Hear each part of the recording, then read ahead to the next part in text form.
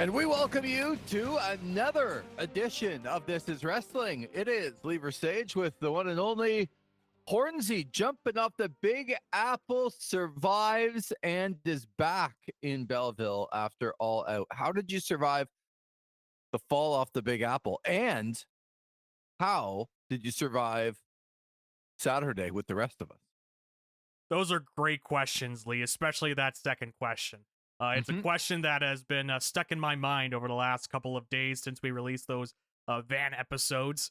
In terms of the first one, I am not Hornswoggle, so I did not jump off of the giant apple, the Big Apple in Colburn.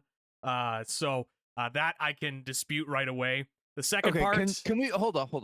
Okay. Can we dispute the fact that... Is it not in Coburg? It's Colburn. The Big Apple? No, I thought it was in Colburn. Listen, you live a stone's throw from it. Shouldn't you know? I'm pretty confident it's Colburn. In fact, I am Google searching right now. It says the Big Apple, Colburn, Ontario, on 262 Orchard Road. Yes, but where is Colburn then compared to Coburg? I wasn't saying you're wrong. I just was wondering where Coburg is. Is it like right before the Big Apple? Because I kind of feel like the Big Apple and Coburg are synonymous. And I don't know where the hell Colburn is. Well, now you know. It's where the Big Apple is. That's what you can associate with it. All right. Well, the fine people of Colburn, I apologize. I look forward to visiting your city, especially if they have a brewery. And if they don't have a brewery, I probably won't come. So I'm glad that you survived. I think that's awesome. What I don't think is awesome is the fact that you only got like half the trip. Basically, It's like, oh, Zach gets in the car for a little bit. Oh, we record an episode. Oh, Zach's on the go. Everything was good for Zach. But the rest of us dropped you off. You couldn't tell us how to get to the McDonald's. And Ben, the driver, did a great job, except for the way home. The goes like all the way around this big U-turn. Then we pull into the McDonald's. It's like 10:59. They've closed. Ah, brutal. So now the drive-thru is open, but the drive-thru hasn't moved in like 15 minutes because it's 11 o'clock on Saturday night. So after I had to get out of the car to help him reverse out of the drive-thru line, then we ended up getting back on the highway, going to an en route that pretty much was shut down. Other than people sleeping in their cars legitimately, there wasn't much else going on there. And just a long ride back. And you know who didn't have to endure any of that? You. So you better be fresh for Wrestlepalooza, WWE style. It went on as we were driving home, and we've had a chance now to watch the event. I've had a chance to watch Monday Night Raw afterwards, and I am excited about this review. Are you? I'm looking forward to this review. I'm fired up just to be talking some pro wrestling back in the humble abode here in Belleville. Yes, in the studio here in beautiful Ashton, Ontario, the ever expanding studio. And we will look forward to when it gets to where it needs to be. But it's certainly on the way. Da, da, da, da, da, da, da. The last time is now, Zach. Did you know that? That's what I heard. So they say. So they say. The last time is now. It's Brock Lesnar and John Cena for the last time. And the WWE, let's not forget, the WWE scheduled this show after All Out was already on September 20th at 7 o'clock on Saturday night. And they decided they were going to put it at the same time.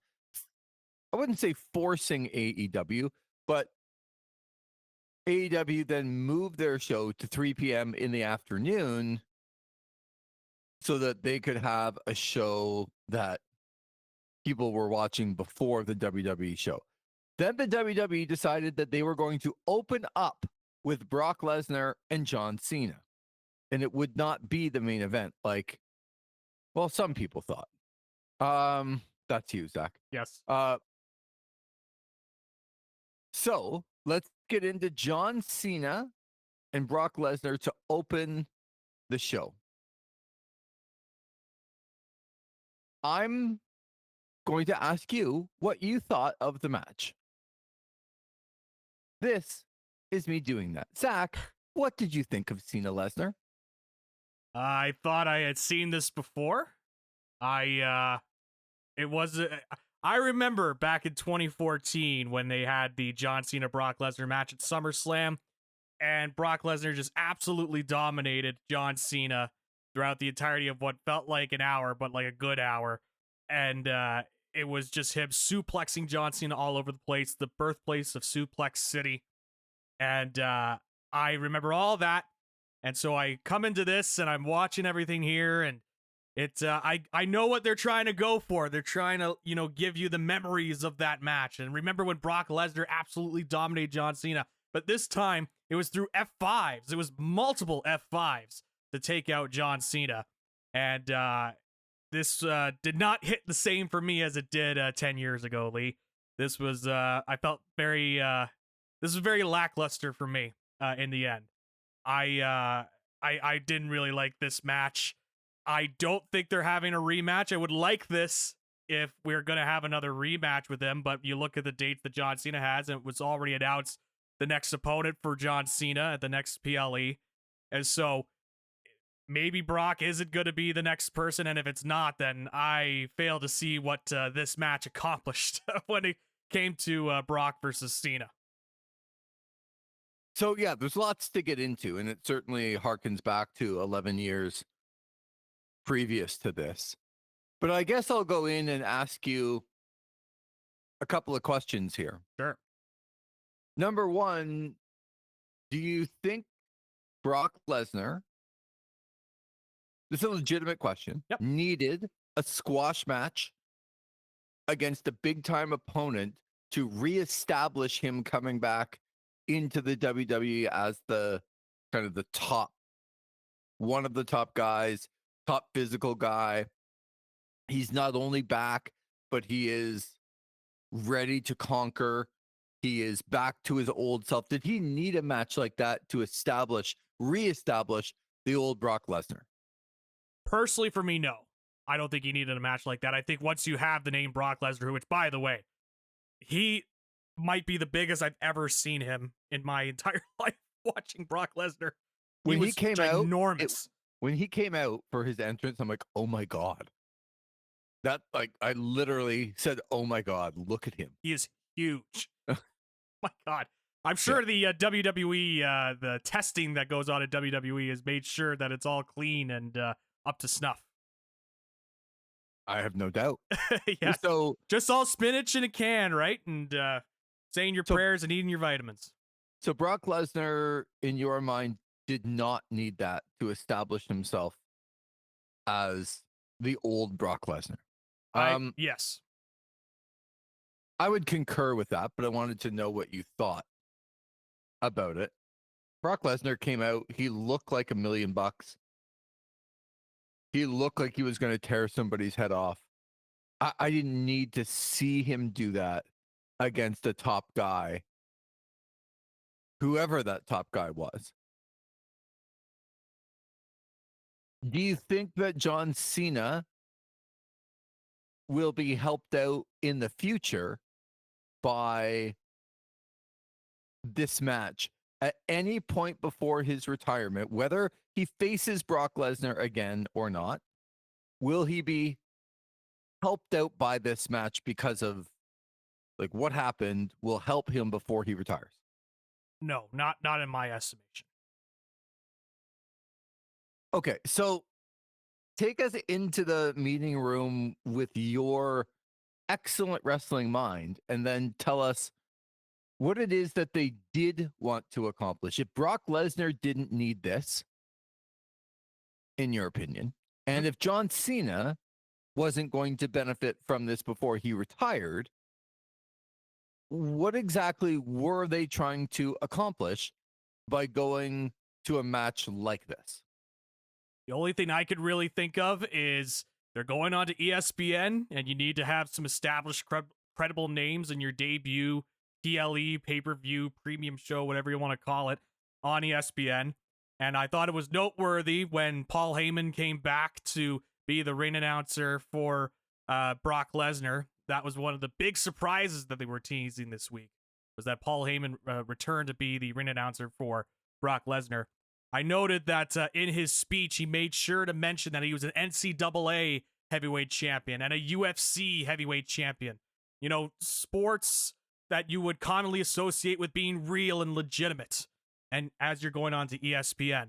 So I think in my mind, they put those guys out there first to have the recognizable names. Oh, you might not be a wrestling guy, but you remember Brock Lesnar from the UFC. And also this guy, he was a legitimate wrestler back in the day, an NCAA champion. And John Cena, everybody knows who John Cena is. Sure, you might be, a casual wrestling fan, but you know who John Cena is. So those are the first two people you see when you go out there. I don't think it had anything to do with either guy. I think it was all a matter of, we need to establish ourselves here on ESPN with this new audience that's coming in. We're expecting a lot of eyeballs tuning in the first minutes of the PLE, the big show or whatever. We need to have some names right away that can grab people in. And I think that's why they came up with this match. Okay, but that doesn't explain why they went in the direction that they did during the match. So I agree with a lot of what you said. I noted down as well about the NCAA and the UFC that are either on ESPN or have previously been on ESPN. That's not a mistake that Paul Heyman said that. Mm-hmm. So that's a nice catch by you. I understand why they started with this match. In fact, I was maybe saying that they might beforehand. Yep.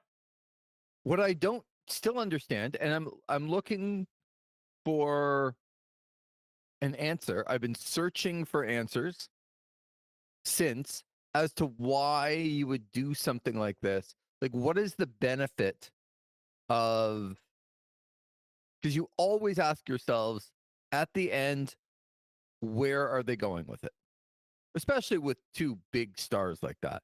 John Cena's retiring. He only has a certain amount of dates left. Brock Lesnar has just got back. I did love the sign. He shouldn't be here, and we all know why. We all know why. That guy was going off on him, too, at the end. Did you see that? Where Brock saw the sign, and he was just flipping him off and whatnot. Now, he could argue the guy still paid for a ticket and still put money into the company. But it was something that I took note of as well when I watched that show. Oh, I love the fact that he brought the sign. Yep. And I love the fact that he got into it with them. That guy could be a big AJ Lee fan. You know what I mean? Yep. Like, he's got every right to do that. Yep. And it's not just, he could still love wrestling. It's like, we all love wrestling. How many of us agree with what Brock Lesnar's done? What Vince McMahon's done? I don't know, most of the top people go listen to our Hulk Hogan edition. Yep. We still love wrestling, right? So that guy, I had zero problem with it. I'm just really trying to understand. I was left at the end of this match going, I was underwhelmed completely. Like, as far as entertainment, and look, I like the unpredictability where matches can end or matches can be squashes.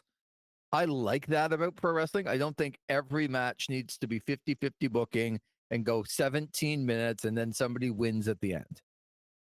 Doesn't have to be that. Mm-hmm. But these two have already done this. And I'm always looking to try to understand, okay, they've chosen to do this, but why have they chosen to do this? Where is it that even if I don't agree with where they are going, it is their vision to go there? What is that, Zach? At the end of it, I'm underwhelmed at the match because the match sucked. And by the way, the F5 could have been in our worst finishers The only reason it's not considered one of the worst finishers is because the guy who's doing it is like 370 pounds of chiseled whatever. And he looks that no matter what move he does, it looks good because Brock Lesnar is doing it. I mean, imagine if he did just a power bomb. Yep. Imagine if he did a razor's edge with force. Imagine if he did most moves with force. Yes. With force. It's Brock Lesnar, and you're like, yeah, that would finish off anybody. Yep. F5 is one of the worst moves ever. It reminds me of my number one pick. Oh, by the way, on a show, if people go back, if you could leave in the comments about which lists you liked and which lists that you didn't like on the road show too. I mean, I dominated that car ride. Like people weren't even in the van. It was a little disgusting, but I put up with it because it just made me look better. So it's nice to have all you guys there putting in your list just for people to understand how good mine were. Yeah. But I should have put my number one finisher that's terrible is the Monet Maker, the money maker that for the first time ever, Mercedes Monet did properly because Rio's 98 pounds. Right. And she was able to do that. And Rio decided not to land on her knee like most other women do. Yes. So just like incredulous how bad the F5 is for what Brock Lesnar does. And at the end, I'm underwhelmed. I'm not really emotional. I'm just dumbfounded that what on earth are they doing? So you've given me something between two top guys that, quite frankly, if it entertained you or entertained anybody else, have at it. Like that's awesome. I'm really happy that match entertained you. It did not entertain me. Yeah. Like at all. So then at the end you go, okay, well, if it didn't entertain me, you got to find the why. Like, why are they doing this? So tell me, Zach, why are they doing this? What is it that Brock Lesnar needed to have a squash over a guy that's retiring? He didn't need that because everyone thinks Brock Lesnar of the guy, whether he had this match or not, they think of him the same. John Cena going out, I mean, it's fine for him to lose, but shouldn't he be losing in a retirement run at the end when he's got 18 million kids come out with him and he's really pushing like this last time? He's only got 8 appearances. Shouldn't he be pushing Brock Lesnar to his limit and coming up short? I think. If he was going to lose at all? Yeah. I just don't understand it. Yeah. It doesn't make any sense to me. None. Zero. Very underwhelming match. And if we hadn't seen so many of these finisher spam matches beforehand too, I think it would have been a little bit more impactful, where it's like, oh my gosh, like even at this time, Brock just still dominates John Cena. But the problem is we've seen these finisher spam matches now throughout the entirety of this retirement run, where sure, Brock finally did it where it actually ended off a guy, but still, I've seen this kind of match before all throughout this run. So the impact is lessened. So it's just, I was watching this and like, I was very underwhelmed by it. I wanted to like this match because it does kind of fit into my taste of like, you know what? It was just another guy beat up another guy super badly and it was a definitive win. But the fact that we've seen this before and there wasn't really anything new to this format, to this style, to this match type. And it didn't lead anywhere. Exactly. So it's just like, okay, I just saw this guy dominate John Cena for about 8 minutes, and then he looked off to the crowd and saw that sign and took a verbal berating from that fan, and that was it. So Brock Lesnar defeats John Cena. Well, we're off to the match that 99.999% of everyone knew exactly what was going to happen. Except for you. Yes. I need you to explain your pick of the Usos in this one. I really do. Well, you know what it was? You know what it was? I didn't have that ring sponsor that they had there. What is it called? Aries there. I wasn't in an EMF free zone when I was making this pick. So if I had that little gold card that was placed on those ring posts around the match where it was EMF friendly, maybe I would have had more of a clear mind to be able to pick the Vision, ironically enough, to be the winners in this match. Can I talk about this quickly? Some of these ads on the show? Well, I don't really want to talk about this match. Yeah. Again, so all I'm going to say about this match is that the Usos back together, I think, is a smart move because Jay wasn't cutting it on his own as a singles guy, even though I just saw that he was somewhere in like the 6 range in the PWI 500. And I'm like, oh, which name doesn't belong? But it's a smart idea to get them back together because they should have some better matches. And quite frankly, they have a lot more experience than Braun Breaker and Bronson Reed, yet it doesn't look like it in the match. And I don't understand why the Usos aren't better, and especially aren't better in putting other guys over to make it look great. Because I'm going to say that from here on in, that's pretty much their job. Tag team for a very long time, put some other guys over. Kind of feel like the New Day's doing that right now. That's what they should be doing. And instead, it's another clunker, and it didn't make Braun Breaker and Bronson Reed to me look great. I wanted them to look like out of this world good. And they just looked, just another visionary match. Just another match for the group to win. Anyway, I don't have a lot to say about this match other than that, so I'm looking forward to talking about the ring accessories. Yes, the LA Knight didn't change it for you either as the special guest referee. He didn't bring a new dynamic for you or anything like that? Do you know in the NFL, the very last pick of the draft? Yes. What's it called? Called Mr. Irrelevantly. Kind of feel like that's LA Knight. Yeah? Yeah. Yeah. Yeah.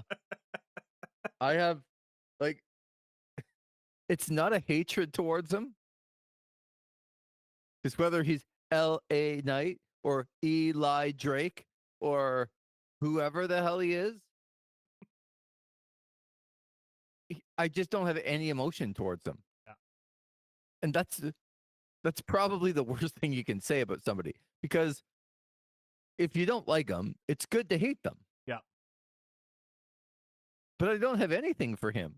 Like, it didn't matter to me whatsoever that he was out there as opposed to Jessica Carr refereeing that match. Like, it just didn't matter to me at all. Oh, trying to call it down the middle with by allowing the wrestlers to bring in chairs and tables and whatnot. So it really just kind of turned into a no DQ match as well. And yet they still weren't able to do that. You want to talk about the ring accessories? Yes, the EMF friendly match. Did you feel like that they were enlightened as they were wrestling? You know, that there was kind of a different vibe, a different energy when you were watching this match? I did not. No? Well, no. It's funny you mentioned that with the Aries stuff, because I never thought this would cross over into my pro wrestling. But Lee, I'm a big fan of building computers and a little bit of PC gaming. And for those that are in that realm, they might know of Linus Tech Tips. And I recommend people go to YouTube and search up Linus Tech Tips videos about these devices. And the amount of people that they sponsor, and they have broken down into the technology, and you'd be shocked to hear, Lee, it might not be as well done as you would think. This EMF-friendly technology that they have put in. some might even call it a scam, Lee, that they have put in. But it doesn't matter for the WWE. Oh no, no.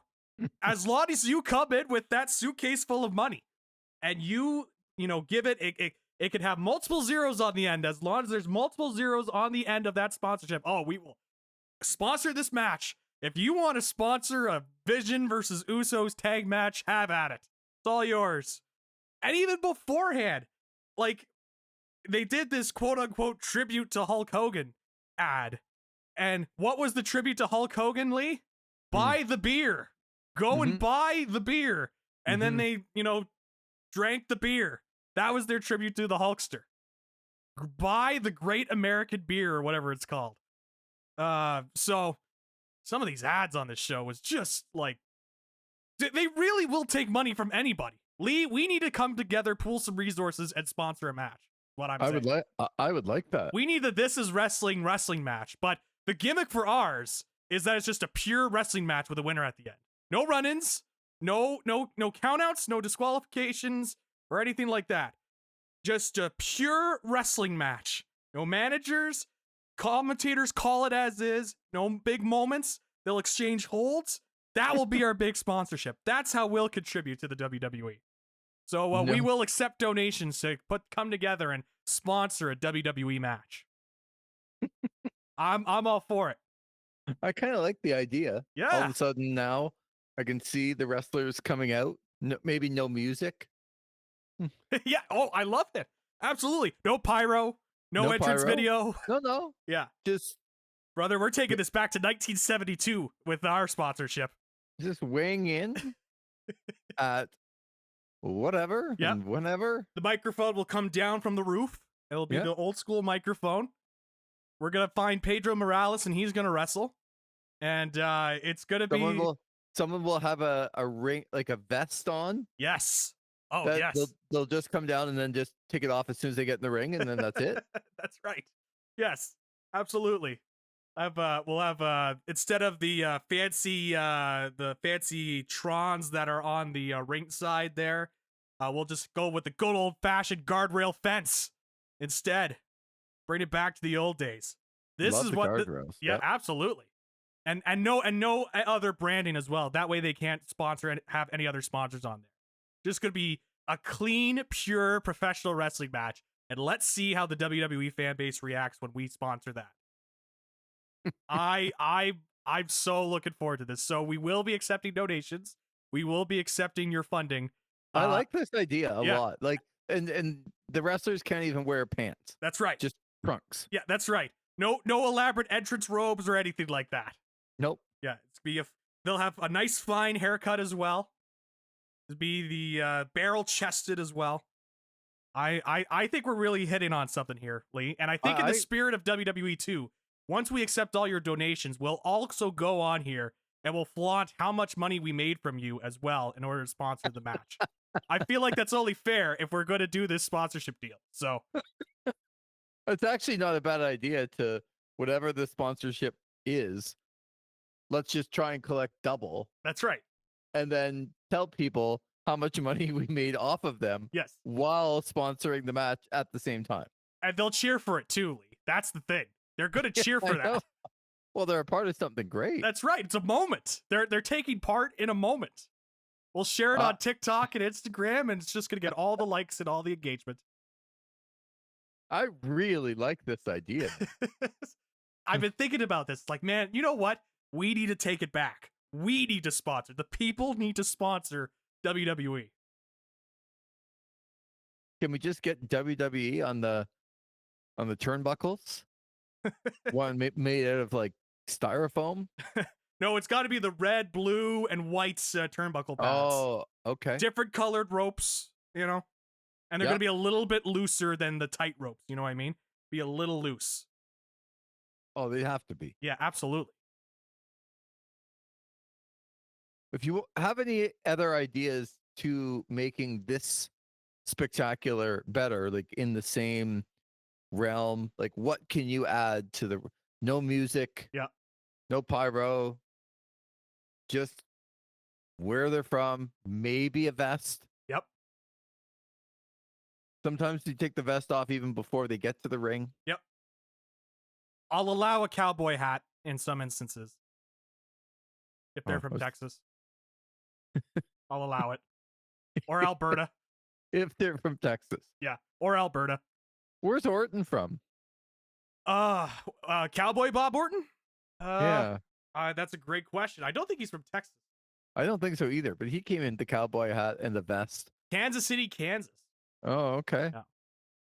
The cowboy hat and the vest. Okay. Yeah. I mean, not very good hospitals in Kansas, though.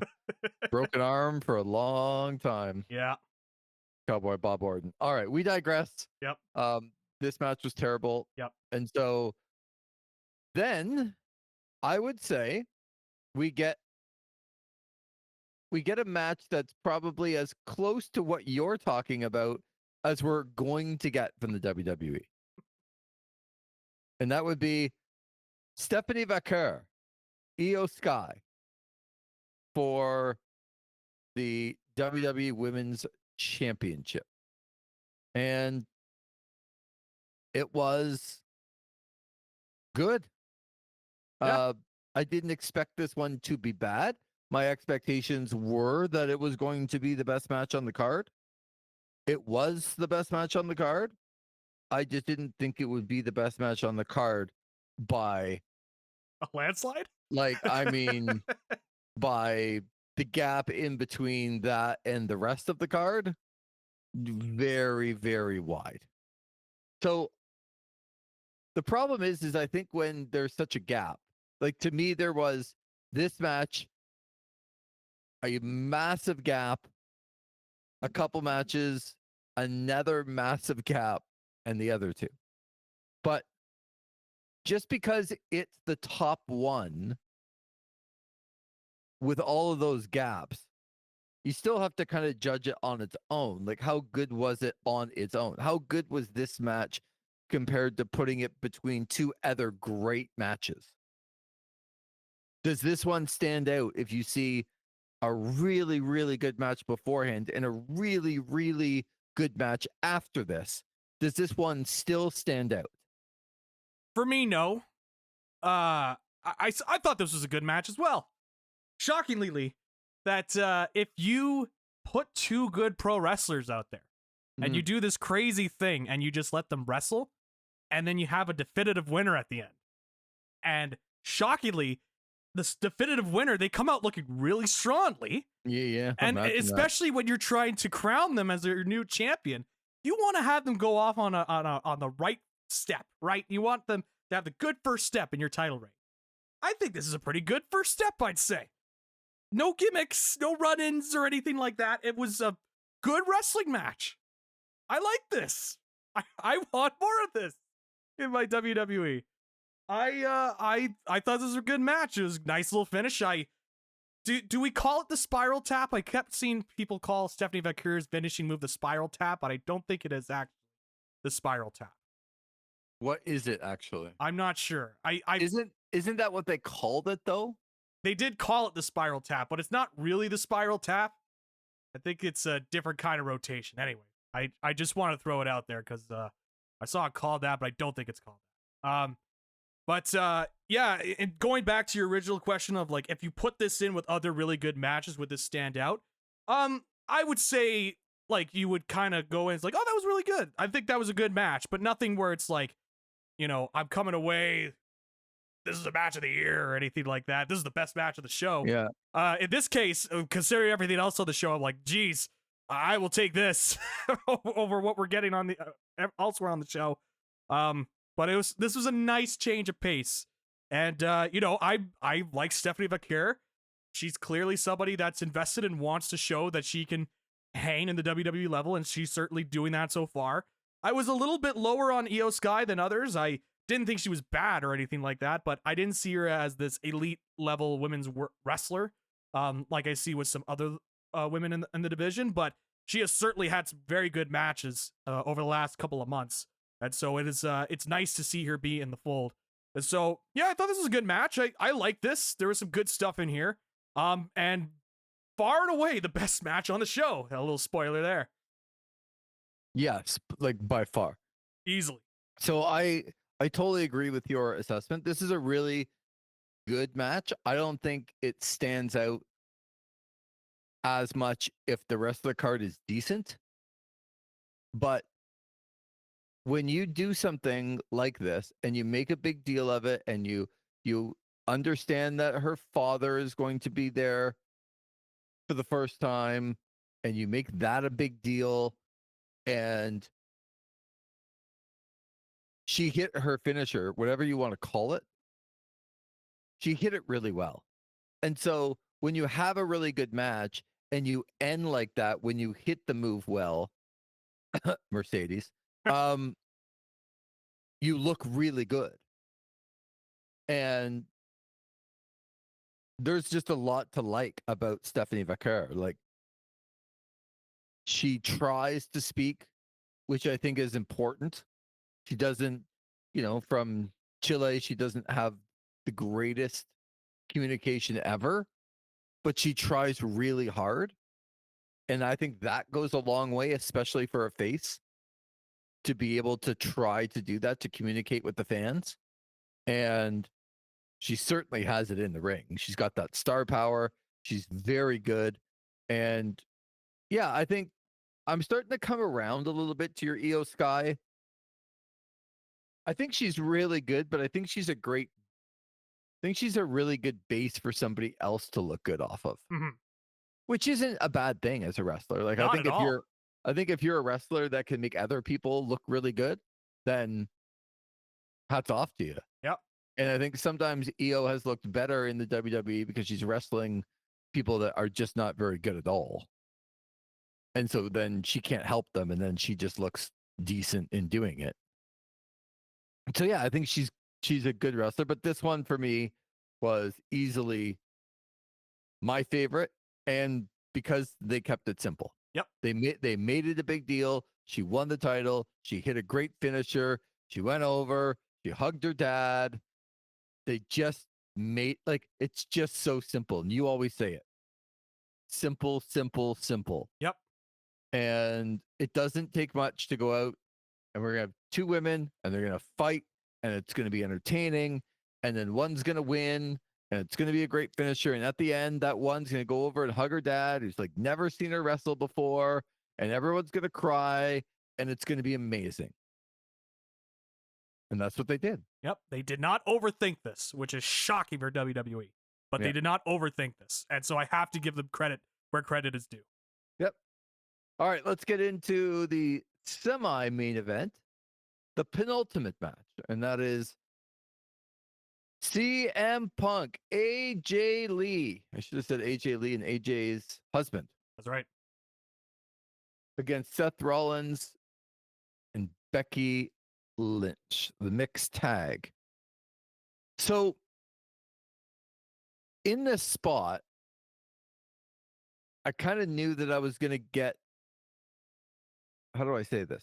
I knew that this match wasn't going to be everything that people wanted it to be because it was put in a spot where it had some decent time to be able to try to fill. And I think that's sometimes hard in these mixed tag matches when you want to get your stuff in. I think sometimes it's difficult to prolong those matches and keep them rolling with a lot of momentum.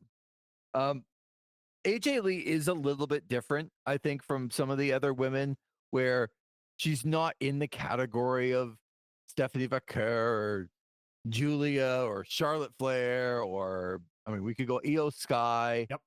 She's not in those conversations.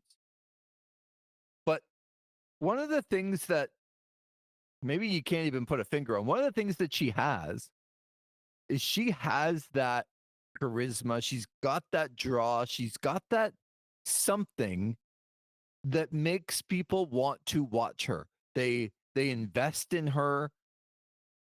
She comes across as like this cool person that you want to get behind, but she's not doing it and like sucking up to the fans completely. She's just got this sort of aura around her that I think is a nice get here to bring her back into the WWE. I kind of look at her as this this in between of like some of the real top wrestlers and what they're good at. She's not there. But then if you look at some of, I don't know what I would call the bottom end women's wrestlers that just don't have charisma to save their lives. And AJ Lee's got a lot of it. So I really noticed that in this match as well. I think Seth Rollins is underrated sometimes in these type of situations. That to me, he was the engine in this match that made it. I didn't love the match, but he was the guy that it kind of circled all around, that he made look good. He made the curb stomp look good at the end from AJ Lee. He made everything look as good as possible. I don't know where Becky Lynch has dropped off to, but it is nowhere close to where she was. And I don't even know where CM Punk is either. I don't know that he's had to go really hard. I thought he was fantastic in the WrestleMania triple threat. But since then, it's just been, he's just another WWE guy going out there and performing and not really giving these like real high quality matches. It's all about him and his personality and the feuds that he's in, and but it's never about him in the ring. So I thought that this match lacked had a huge dip in the middle, and I'm like, oh my god, like what is going on here? But I didn't mind the way they booked it, and CM Punk, AJ Lee get the victory. I think, as a lot of us thought, this one was passable to me. I just didn't love how long it was, but I'm not even sure it was the wrestler's fault about how long a time they needed to chew up with this. And I thought it exposed some flaws. Yeah, that was going to be my main thing. Do you want to know how long this match was, Lee? Oh my God. I actually have no idea. So I will guess somewhere in like the 19-minute range. Longer. Oh my Longer. God. Add 10 more minutes to that, Lee. It was No. 29 minutes, 15 seconds. Oh my God. I can't believe I lasted that long. Like that's just so it's brutally long. Yeah. So before we criticize the wrestlers here, yeah, because I don't think Becky Lynch is great. No. And I think CM Punk has gone downhill, and AJ Lee was never going to be great. No. And I thought that they did okay, but asking all of those people to have a 29-minute match and keep it entertaining throughout is almost impossible to ask them to do that.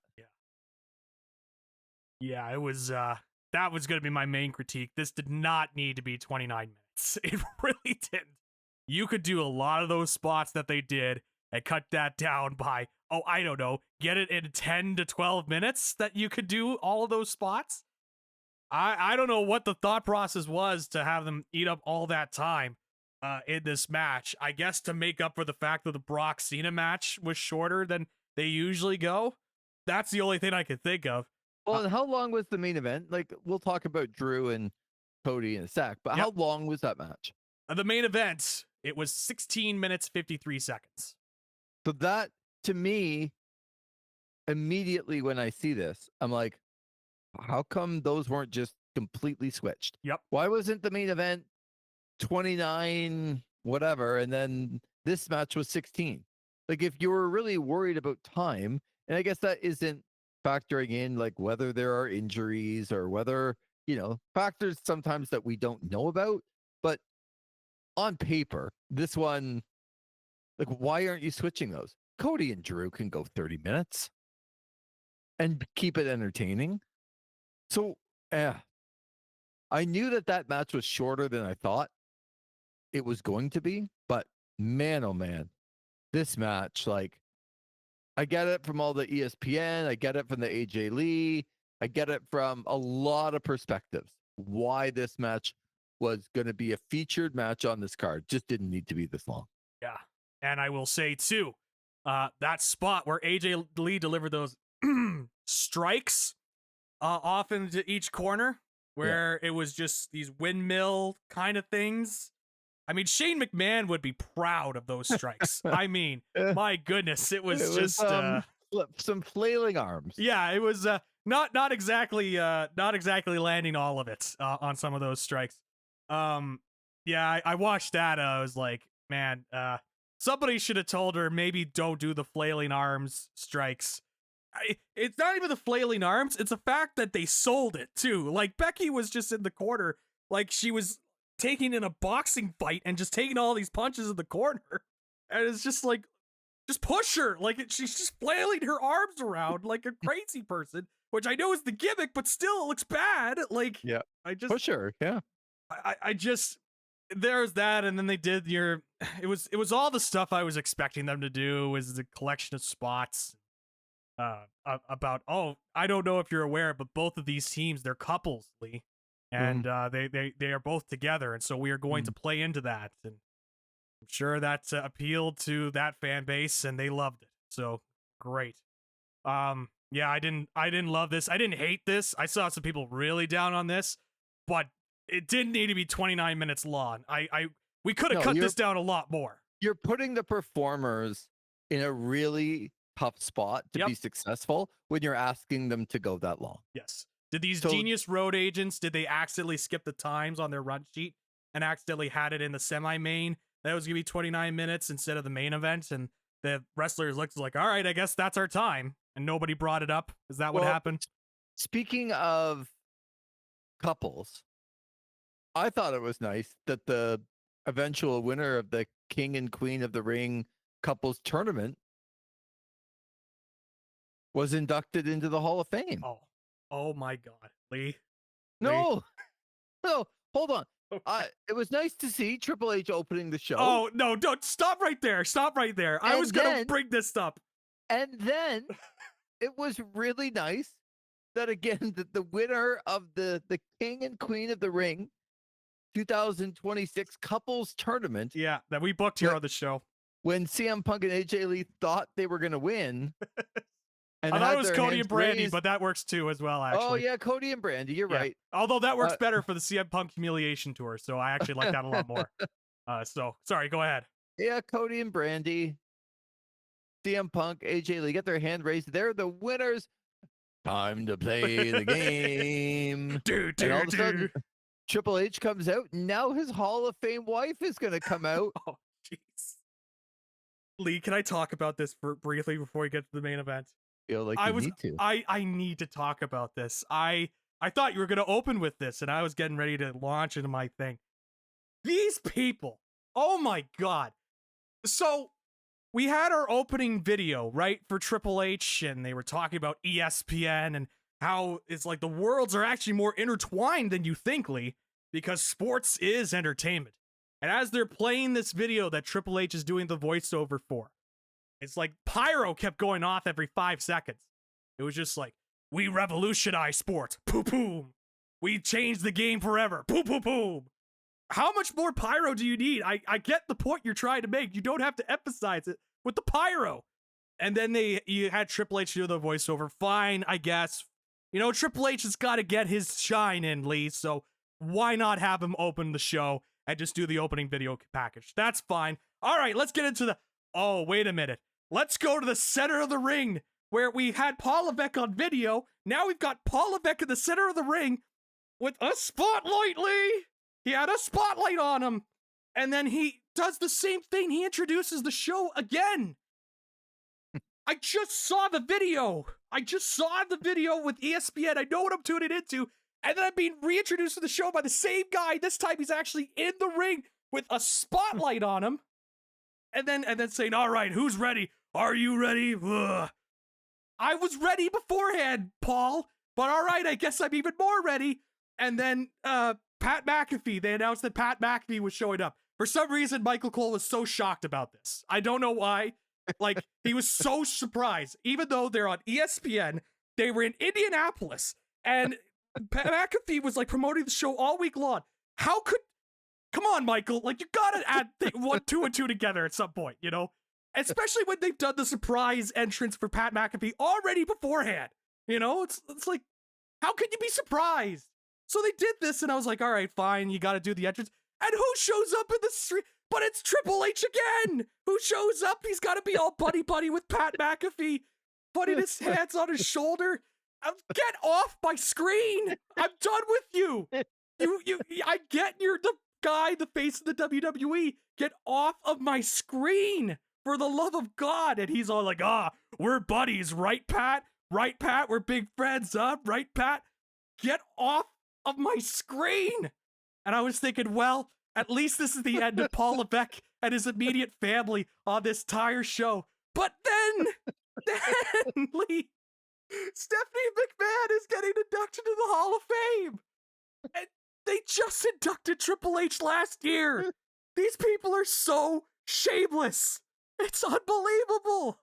That's so, oh my God.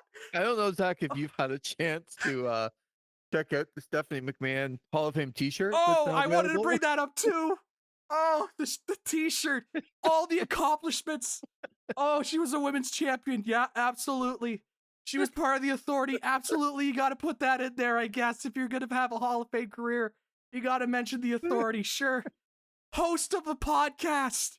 And then host of the TV show that's pretty much a podcast turned into a TV show. On the Hall of Fame accomplishments. Who's buying that shirt for $35? That's like, you're not going to mention that she main evented Raw. I don't think that was on the shirt. Like, that would have been, you could have put that on there, but no, they had to dedicate 2 lines to the accomplishments of her 2 podcasts that literally just started 3 months ago. They just started 3 months ago. I'd be a little bit more impressed if she'd been doing it for a couple of years and established an audience. But no, it's like she started like 3-4 months ago. Why do people think I'm the crazy one in all of this? It's like, these people are just flaunting it on the TVs. It's like, and then Stephanie's acting all shocked that she's going into the Hall of Fame. Now, okay. Which looked a lot more genuine than the Triple H one, I will admit. Okay, so do we think she actually knew? They're saying she didn't, and I went back and watched it again. She looked very genuine and shocked. Looked a lot more genuine than the Triple H one last year. Yes. So I'm going to give her the benefit of the doubt. Now, I would also think in her mind, even if she didn't know, now the Undertaker's coming out with a mic and jumping into the stands and talking to her in the middle of a pay-per-view. Yes. Like, what? This isn't a house show. Like, it's the middle of a pay-per-view, and Undertaker just has a mic and is going on. Yeah, it's open mic night at Wrestlepalooza. Is this seat taken? And yeah, you and I have known each other for, like, at some point she's got to understand that even if she's kind of shocked, that maybe something is coming. But she looked to me completely shocked when Undertaker told her. So it was either a really, really good acting job or she was caught off guard somehow. Maybe she was just caught off guard because there had been so much family in the spotlight for so long that she just didn't think that it would go to her this time. Yeah, somebody else would continue to put the spotlight on her. My favorite part about all of this was reading the next day that Shane McMahon's son says that Shane McMahon should be a part of the Hall of Fame. I'm like, oh, Zach's not going to be happy. I mean, why not? I mean, why not? Sure. Throw him in there. Look, for their history and everything, I actually think Shane does deserve to be in that Hall of Fame. Yeah. But throw Linda in there. Why not? Just throw Linda McMahon in there too. Why not? You know the Triple H and Stephanie McMahon have gotten in the Hall of Fame before The Rock. You don't think that's crossed their mind when they put this in? When they was like, put one over on Dwayne. I'm in the Hall of Fame. You don't think it's crossed their mind just a little bit that they are now in the Hall of Fame before Dwayne Johnson? Well, I think it's absolutely now going to be Dwayne Johnson. You are in the class of 2027. The ceremony's in Saudi Arabia. Oh, jeez. You're right. Of course. Oh, Saudi Arabia will love that. oh, absolutely. Oh, I'm sure they would pay a pretty penny to have The Rock be the headliner. I'm sure that's what The Rock would want for his Hall of Fame induction, to be able to accept his induction in Saudi Arabia. I'm sure that's what he envisioned when he got in the wrestling business, when his dad told him to get out, but he said, I'm going to stay in. I've got $7 in my pocket, and I'm going to make it in this wrestling business. I'm sure that's what his thought process was. Oh my God. It was just like, it was comical how much Triple H was on the show. Get off of my screen. Cody Rhodes then defends the WWE Championship against Drew McIntyre. I know Cody is off shooting Street Fighter. He was in Australia for a while. I think this year has been a very, very up and down year for Cody Rhodes. I agree. Because when he's been good, I thought the Kevin Owens ladder match at the Rumble was excellent. Just excellent.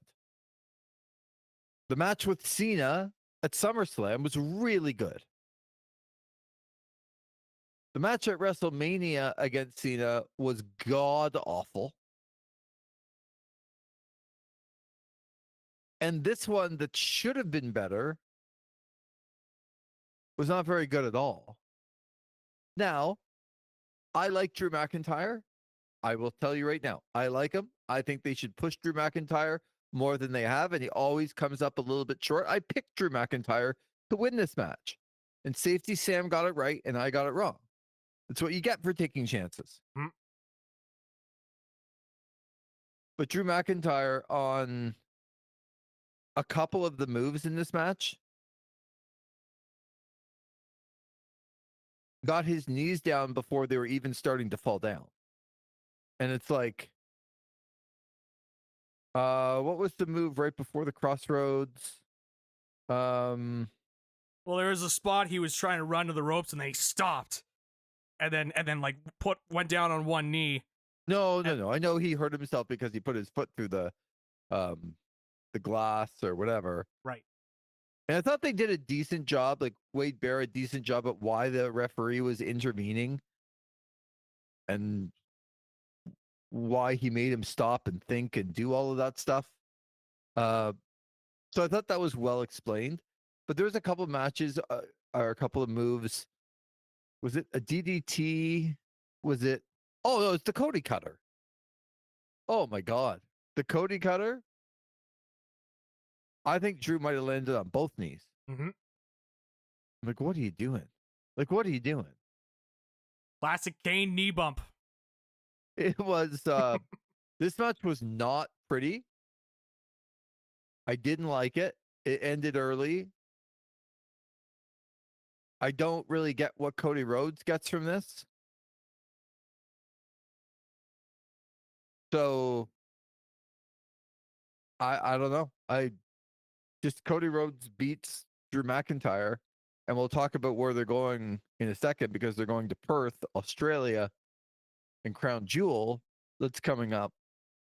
But I just didn't understand the booking of this match either. I guess I didn't understand why they made the match in the first place if this was where they're going to go. It just seemed like time to fill. Yep. And Cody is your champion still. I was surprised at how underwhelmed I was with this match.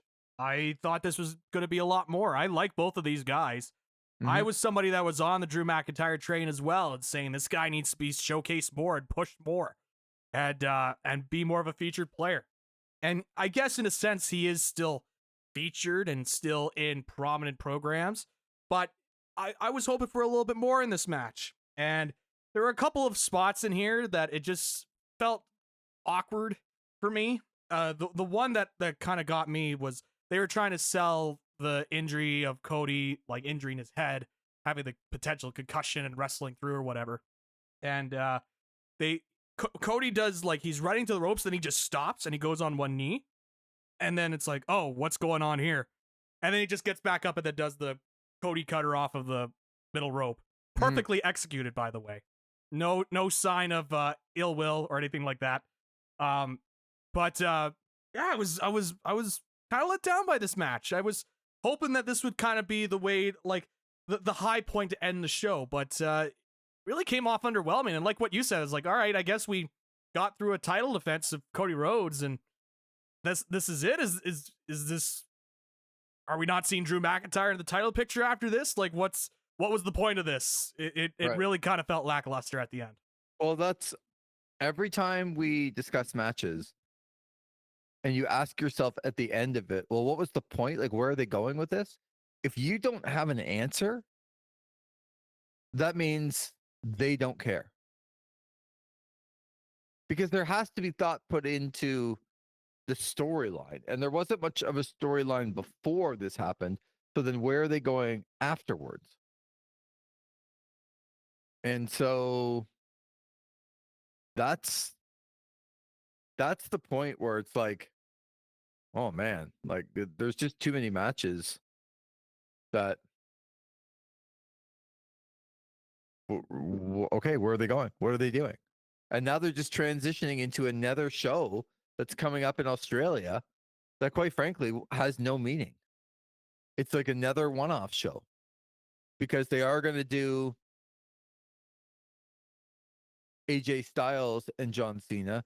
Like somehow this was all John Cena asking people on the internet if they want him and Styles, like it's real. Yeah.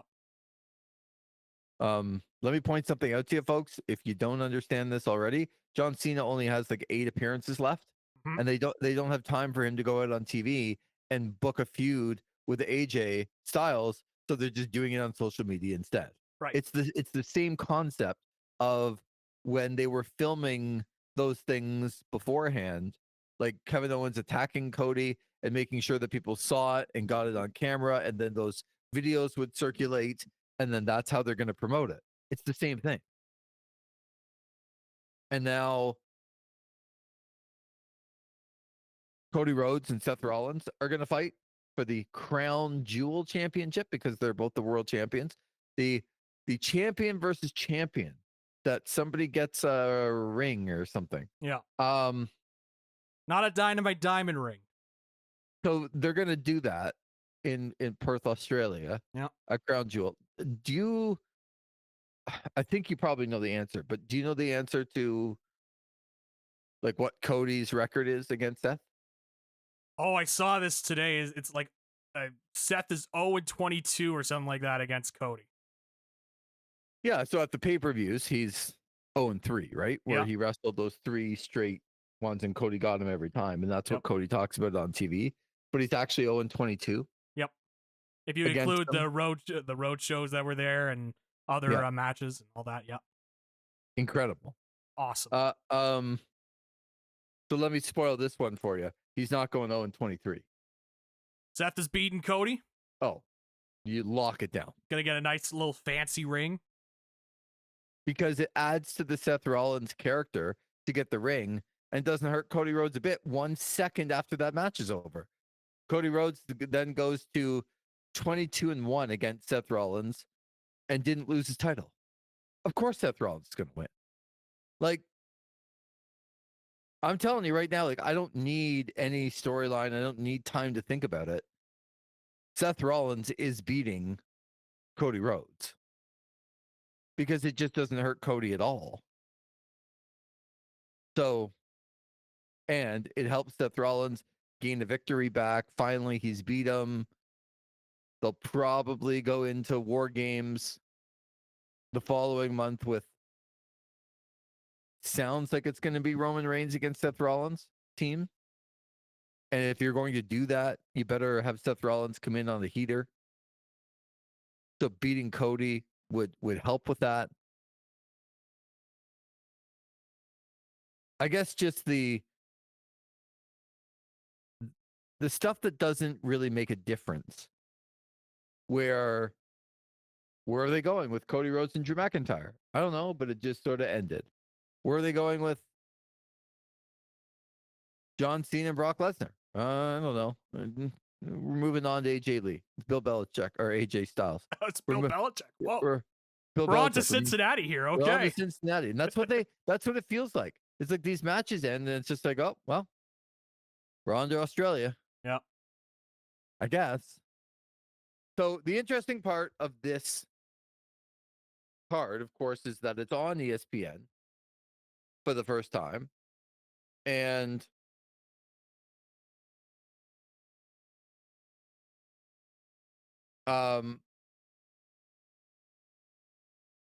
ESPN then puts out a with Andreas Hale, the grades and what he thought of the match and what he gave, like they do with a lot of other, like UFC or anything else. So I'm eager to get your opinion. So he gave the Io Sky, Stephanie Bakur a B+, which I think is fair. Yep. The Usos and the Vision got a C. I didn't think it was even worth that. Very nice of him to put that grade. CM Punk and AJ Lee, Seth Rollins, Becky Lynch got a C. Yep. I think that's fair. Yeah, fair enough. It was average. Yeah. Cody Rhodes, Drew McIntyre got a C. And John Cena and Brock Lesnar got a C-. So the final grade on the show is a C. Now, we can debate it a little bit for sure about, I thought the Vision and the Usos was worse than that. I thought Cena and Lesnar was even worse than a C-. But that's okay, that's fine. Yep. Like it's not, it feels like a legitimate review. Yep. Whether I agree with it completely or not, that's not the point. This is not the first PLE on ESPN and they gave it B+, A-, B-, B, A. Yeah. Because they're just all in cahoots with each other. What did you think of the review by ESPN? Refreshing. I thought it was refreshing to see a review from a major outlet be a lot more. And even then, I think he was nicer on some stuff, but I could, narrow that down to just a difference of opinion on matches, as opposed to making it feel like, oh, they've got a relationship with WWE, so they're gonna criticize some things, but not everything, so that they can maintain that relationship and whatnot. This one, it felt like, I might have disagreed with stuff, but it felt like a legitimate review. Yep. And it pretty much, it's just funny to kind of see the fan base react to that, because I think they've just been so conditioned to see everything else being on the uber positive side of when it comes to reviews. And I was interested to see when ESPN did that conference call last week saying that in terms of coverage of WWE, it's going to be same as everywhere else, where it's going to be the separation of church and state, as they put it.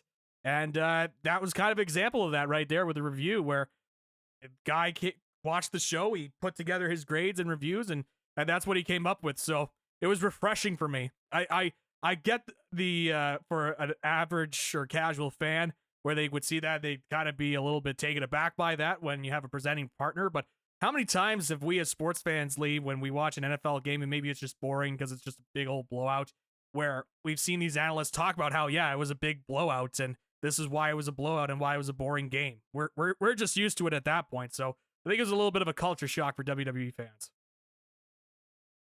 Yeah, I loved it. I loved it because whether I agree with it or not, it came off as legitimate. Yep. And when that happens, you get the apologists and you get I'm sure the people that hate on it. And then hopefully you get some real stuff in between. And there's always going to be now the sides of, like, the WWE can either do no wrong or it can do no right. But this felt like a legitimate review of a show. And I don't know, it seems like you and I are in somewhat agreement with the ESPN review of the show. And then, so I guess my last question is, what were they thinking? Like, when you move a show to the same time as the AEW show to go head to head to it, and it's your first time on ESPN, like, I'm not going to apologize for thinking that Drew McIntyre was going to win the title because it was on ESPN and they wanted a major moment. And to me, if you wanted a major moment, have Brock Lesnar and John Cena beat the crap out of each other for 19 minutes and have it go back and forth and have some major drama at the end. But they did anything but. The only really good thing that they did was they made Stephanie McGibbon more of a star. Yep.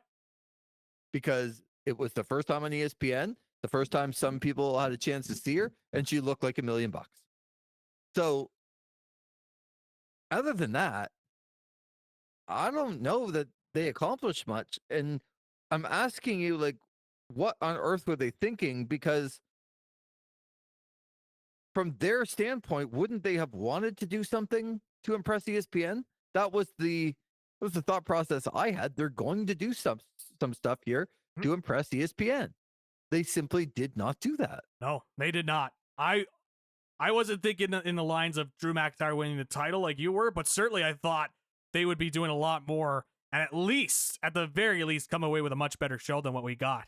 And really, when you think about it, Lee, here were the big surprises, the big moments, quote unquote, you want to put it that way, that happened on this Wrestlepalooza show. Can I guess them? Sure. Go ahead. Because you have them listed? I don't have them listed. They are top of head, but okay. I feel like they're very easy to recall. Well, for sure, Paul Heyman. Yep, that's on there. Yeah. Stephanie McMahon. Yep. Being inducted into the Hall of Fame. Yep. That's it, Lee. That's all I've got. Oh, Pat McAfee. Well, McAfee, I guess, if you wanted to count that as a surprise. Michael Cole said that surprise. Well, he was so shocked. It was just like, come on, Michael. Like, you could have believed it. If this was the first time they had done that, I could have believed it, but it was like, what, the third or fourth time they've done this with McAfee? And it's in Indianapolis. And it's in Indianapolis. And he's worked there before. On ESPN. Yeah. Which is one of their major shows now on ESPN is the Pat McAfee show. Yes. So, yeah, I don't think it took brain surgeon to figure out that he might be there, but no. Okay. Why did he leave, by the way, after the third match? McAfee was gone after the third match with the Vaquer and Io Sky. Well, Pat McAfee, man, it's got things to do. That's true. That is true. It's just weird. Overall, I think I remained fairly calm. Mm-hmm. This was one of the worst shows I've ever seen. Wow. All right. Whoa. Okay. Because if it didn't have Stephanie Vaquer and Io Sky, this is just terrible. You know why it was terrible? Because there was nothing entertaining about it. Yep. I wasn't entertained by the first match. I wasn't entertained by the second match. I was, I guess, a bit entertained by what I just mentioned. The fourth match, I wanted to see AJ Lee come out, big moment. I still think she's got some charisma to her, but I wasn't entertained. I'm not entertained by Stephanie McMahon getting into the Hall of Fame. And Cody and Drew was a big letdown at the end. Yeah. So what was I entertained by? I was entertained that the WWE got out of the way of Stephanie Vaquer and just let her and Io Sky wrestle and her cry with her dad. That they got out of the way. Good for them. But the best thing they did all night was get out of the way. And when the best thing they do all night is to get out of the way on their first show on ESPN, what a disappointment. I guess, and maybe I take it back, that it was one of the worst shows I've ever seen. I was going to say. But it was one of the worst shows that in the moment of what they were trying to accomplish, it was one of the worst things that they've done in a long, long time. I just have such a bad grade. And to be quite frank with you, Monday Night Raw was not a whole lot better. Well, that doesn't surprise me at all. Very helter-skelter. Great Beatles song. Very all over the place. Yeah, we got Rhea Ripley and Asuka at the end, but the rest of it was like just this piled together bunch of crap. Yep. And I just don't know what to look forward to. I told you I tried to go into the show with an open mind. I did not know the result of anything other than the John Cena Brock Lesnar match before I watched it on Sunday. I did know the result of that match. I didn't know anything else. So as we got home from our trip late Saturday night, and then I watched it on Sunday, the only thing I knew was that, and I tried to go into it with a very open mind. And I actually sat down on Monday night and watched Monday Night Raw on Netflix. Like from the beginning to the end. And the most entertaining parts of watching Raw on Netflix for me are always when they go to commercial, but then on the international feed, they don't go to commercial. So you get like really extended promos from people like the New Day and Grayson Waller were in the ring. And then they're just talking trash to the fans. Like all they're doing is stalling for time. I find that stuff very entertaining. But then when they come back and the actual show is on, the entertainment stops. One thing I did want to run by here before the end is at the very end of, or sorry, I think it was the beginning, but the promo between Cody Rhodes and Seth Rollins about their match at Crown Jewel was that Cody's called himself the quarterback for the long time. QB1. And Seth Rollins made the assessment that then if he's QB1, then he's basically whatever you want to call it, the head coach or the guy running things. But then at the end, he called himself the alpha. Do you think that that's okay? Little gimmick infringement on Konosuke Takeshita? Yeah, and I mean, look, you and I and some of the wrestling community might like Takeshita, but not a lot of casual fans or WWE fans are really going to know who he is. Mm-hmm. And Seth Rollins saying something that, Alpha and Omega have been around for a long, long time before the world of professional wrestling.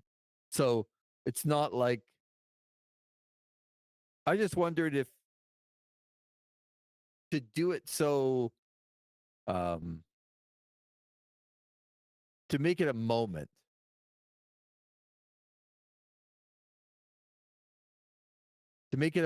in their show, kind of directly to the AEW is, I don't know. What'd you think of it? Does it matter? It doesn't really matter to me. Now, if it's a lot more pronounced, like if he went out there and said, I am the Rainmaker of WWE or something like that, a little bit more of a unique name, because I think nicknames like being the alpha of something or whatnot, that's a pretty common nickname to have. But if he started to go into more of the specifics like that, like if he called himself the Best Spout Machine or something like that, right, I'd be like, okay, that's a little bit too on the nose, right? So that stuff doesn't bother me with him calling himself the alpha. I'm sure it's going to get people that are listening and be like, oh, like Konosuke Takeshita to say something, but it doesn't bother me. Yeah, it doesn't really bother me. It's just, it feels like it's done on purpose with somebody that probably isn't that relevant to the WWE world. Mm-hmm. So I wonder why you would. It's not something that's going to, like, it didn't bother me for days afterwards. It's just, I'm not sure why you would do this, making it seem like you're doing it on purpose. It felt like they were doing it on purpose. Yeah. And maybe that you like that. Like as wrestling fans, sometimes people like the companies going after each other. It's not my thing, but if you like that, then the WWE did that. Yep. So I don't mind a little banter back and forth. Makes it show that it's a competition, make it competitive. But in this case, I don't think that's what this is. Yeah. Get ready, Lee. Get ready to sponsor a WWE match in the future. I'm looking forward to it. Yeah, no, and we should come up with a name of this sponsor. So we got a lot to do coming up in future editions here of this wrestling. We got to put together a business plan and show, you know, I mean, I don't think TKO will care because again, they've brought in this Aries thing. So EMF friendly, if they are allowing that, like who's to say we can't come in as a podcast, just say, hey, we'd like to sponsor this part of the match too. So it's probably going to be competitive for a match. Like we also have to know which match we're sponsoring too, right? Like we can't just be sponsoring some, you know, rinky dink undercard match, right? Like we got to try and aim big, aim high for the match we sponsor. Okay. Well, maybe we'll have to look at the cards coming up and feel like, you know, what matches would be appropriate for this type of sponsorship. That's right. Maybe LA Knight will fit into our sponsorship. I can tell you he won't be. I can tell you right now he will not fit in. You're going to try and strip away my gimmicks? Is that what you're trying to do here? Yes, actually. I think it's going to work great. Yep. Going to try something different with you here, LA. Maybe for him, it might make him more relevant. Okay. You could probably sell me on that. Yeah. See, this is what I'm talking about. I think we could really do something here with this potential sponsorship. Mm-hmm. Well, until then, Zach, it's time for us to part ways once again. But it was very nice catching up with you. I wish this show were better. Good wrestling weekend. I just think in some moments on both shows, some moments were disappointing for how big of a weekend it really was. But I know that there were a lot of wrestling fans going back and forth this weekend. So it was fun. Always good to catch up with you. We will definitely catch up soon again as we continue to pour out the content here on This Is Wrestling. That's right. Continue to pour it out. And again, I highly encourage people to go back and check out those two Van episodes we did. The one obviously coming out of All Out and the other one where we put together the lists. And I reveal the third fall in the 2 out of 3 falls match. I got messages, Lee. People were confused. They thought it was in the All Out review. And they were like, where's the third fall? You got to find the third fall in the review in the road trip episode. That's where you got to find episode. Yeah, and it's at the beginning. Yep, right at the beginning. Yeah, and then you can get to me dominating the list afterwards. So there's a lot of things to go for in that episode. The peer reviews weren't exactly strong for you, Lee, when we were going around Toronto, when we caught up with Holsky and Riley Jabbour as well, who we met. Is that Riley Jabroni? Is that his name? No, Riley Jabbour. So he's a radio show host in Kingston on the rock station there. And he was at the presser too. Right. I can tell you, Zach, because I am a man of strength and of confidence. Mm-hmm. You bring up 2 specific reviews, and of all the reviews of people that have no clue what they are talking about. Wow. Like, just not like, I can't even tell you. Like, Riley Jabroni, who does some jabroni show in Kingston. Wow. Like, it might as well be in Timmins. Might as well be, like, Belleville's bigger than Kingston. Not in actual size, but in importance. There you go. Right? There you go. So think about that. Your stories about the stop signs are more important than anything Riley's doing. Holy cow. And now I'm supposed to listen to this guy because he's on radio. Going to the pressers. That's a wrestling show. Well, actually, that probably was a lot for him, considering that the 4-hour radio show he does about 8 seconds of talking in it. What is that? Like, I think it's like 2 or 3 seconds an hour. I think those music radio DJs talk. That's right. With those jock breaks in between. And yeah. Somebody's got to tease the next song.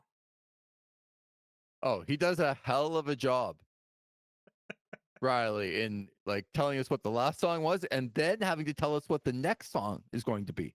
Yes. It's a lot of work.